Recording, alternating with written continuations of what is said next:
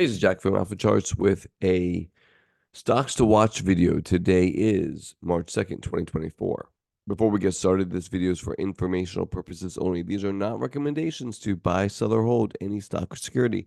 And I may hold positions in some of the equities mentioned. Know your time frame and risk tolerance. All right. Thank you all for watching this video. If you haven't done so, please like and subscribe. Um, what else? You can find me on X at Alphacharts365. I'm always posting all kinds of great, I think great charts over there and just interesting things that I find. If you really like my stuff, consider joining my subscriber group. You get a ton of information. I add so much, I think, more content and color to what I'm seeing in the market. And it's a place where, for only $10 a month, you don't have to spend the hours and hours and hours that I spend researching the market. You just spend a much smaller amount of time to consume the information and then deciding what you want to do. It's great for people that work full time, and just don't have the time to put into this, right? Their families, they work full time, just have other things to do, but still want to participate. Again, check it out at Alpha Charge 365. It's a month-to-month thing. It's $10 a month. You don't like it after 1 month, you can always cancel. It's no big deal, right? It'll cost you about $10. That's it. Subscribe and yeah, just click the button. All right, let's get going. Looking at the stocks to watch. With the SPY, we're up to the top end of a channel. We may get some backing and filling, and that would be totally normal in this market. And so they may maybe get some volatility. That being said, what names are holding up well and are looking good? I have about 10 names for you this morning. Again, for my subscribers, I do a second video at about an hour long, and I add a lot more color and context, as well as names and opportunities. Let's go to new is one. We're coming up to finishing this basey area, right? This 11, 12, we'll call it $12 or so. And then we'll see what happens, right? Maybe it kind of makes a little handle here and then can break out. But overall, it looks really, really good. I think it's one that we need to be watching. Again, I own some of this. I may own some of these names, just so you know. I do own more than one of these names that I'm presenting today. Um, DraftKings. Just absolutely, you see, this is one that I am in already. This was a subscriber name, so we'll just put that up here. I guess you see, I don't care. This was a beautiful kind of cup and handle-esque type of thing. It broke out, and looking here, I think that is primed for a move higher at this point. Yeah, maybe we get back in filling. Maybe 4150 gets retested. I don't know, but I think that it's primed for a move. App. This is app 11. This one, I would have liked to get involved in this one. I have not yet, but look how it's starting to break out above this area. Again, we were talking about this for me and my subscribers back here, back on 118.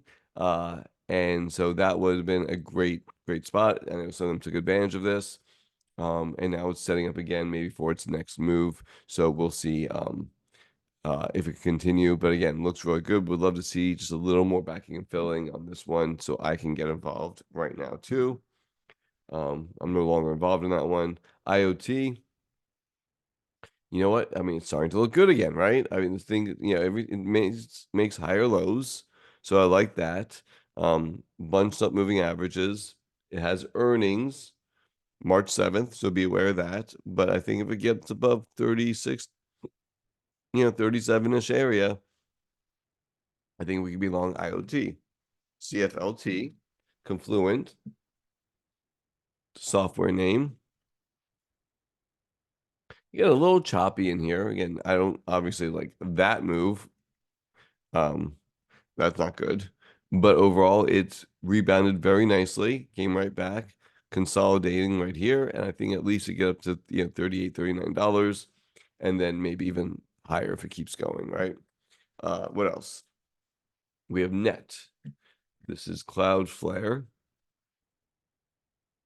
And you can see how, again, peaked over here, based, kind of broke out here, got up to my target area. This was also one that I had for subscribers.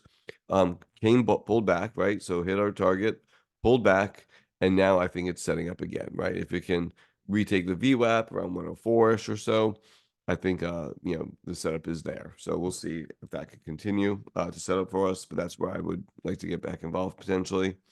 What else? GitLab. Another one with earnings soon, earnings on the 4th. This is one that I do like this flag and this breakout. I have a position in this one, smaller position, so I'm going to hold through earnings because it's Monday, right? After market closes, so I guess I have that day to figure out if I want to stay in it or not. But as long as it's moving the right way that day, I'll probably stay in it because it's a smaller position. And I started, by the way, for subscribers, talking about now two stops. One for shorter term traders and one for those medium term traders that maybe want to use the 50-day and stay in names a little bit longer. I had that request from some of my members, and so I'm going to accommodate them and use both. So just so you have an idea about that. But anyway, GitLab, again, breaking this trend line, looks good. It could continue higher. Brothers Coffee, BROS. This one's been a dud for a long time.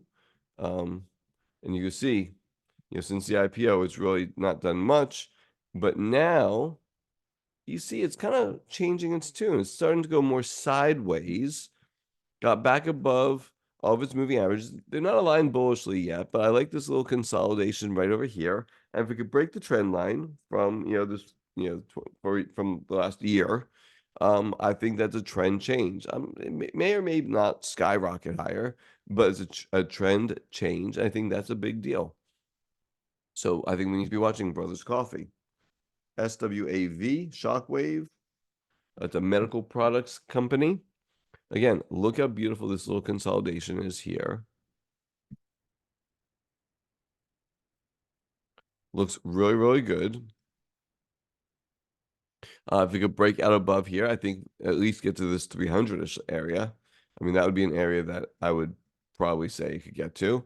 And then maybe that's just the beginning of its next move, right?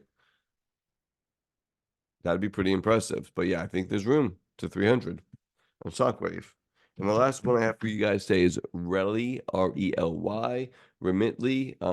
It's a global financial services. So basically, it's from what I understand, it helps people that are here in our country, in the United States and internationally, send money across borders easier, more cost effective, and things like that. So again, I know in the U.S. there's a huge immigration we'll call it problem or issue going on. A lot of people coming across the borders.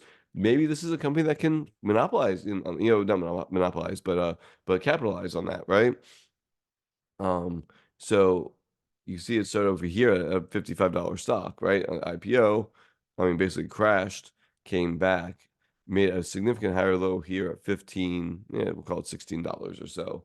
And then when we zoom in, it just had earnings, it was up 18%. And I think for this, again, a retake of $21, and that could be a place where we can potentially manage risk. That's where the VWAP is. That's where the 200-day moving average is. So again, we have to retake it. But I think, again, there may be some demand coming in over the, with all the, again, immigration last year or so, not only in the U.S., but really around the world. There's been a lot of movement of people. It's kind of interesting times. So anyway, so that's Rely, Rely. All right, that's what we have for you today. So if you can, find me on Twitter or X at Alphacharts 365. Come join the group. Take care, guys. Bye-bye.